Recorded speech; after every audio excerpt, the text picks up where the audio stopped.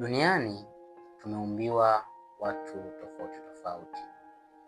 Tena ukizingatia kuna wale wanaopenda mafanikio yetu, kuna wale wasiopenda mafanikio yetu, kuna wale ambao wapo kwa ajili ya kututia moyo, lakini kuna wale ambao wapo kwa ajili ya kutuvunja moyo.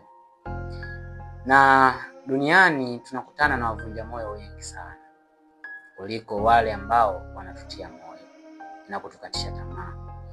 Lakini pia ambaye anakukatisha tamaa leo, ambaye anakutia moyo leo, wote wana thamani moja.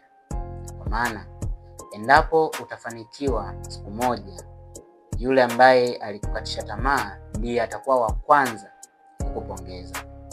Kijana mwenzangu,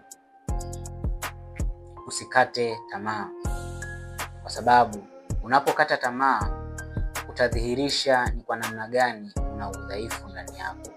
Tumeumbiwa haya yote ili tuweze kuyashinda, na tutakapoyashinda tuweze kuwa vizuri zaidi.